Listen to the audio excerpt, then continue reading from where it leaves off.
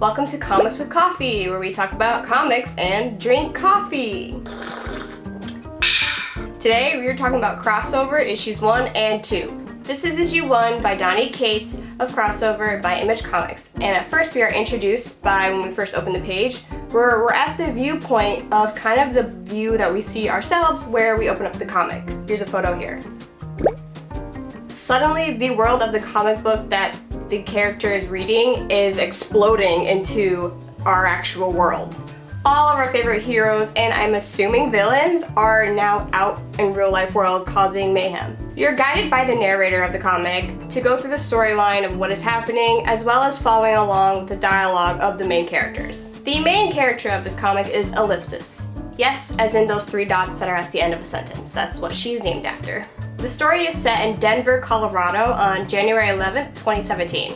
With all the mayhem going on in the city, one superhero creates a force field around Denver to confine all the superheroes into one space. After all of the chaos that happened in Denver, this church believes that superheroes are a sin and are against all good things, and that you'll go to hell if you read comics.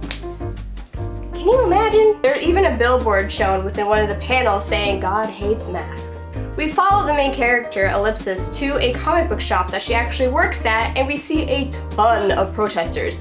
Imagine Planned Parenthood with all the crazy people, but at a comic book shop. When an unexpected customer pops up out of nowhere, everyone in the shop is in panic and disarray, and the protesters end up burning down the comic book shop. Wild.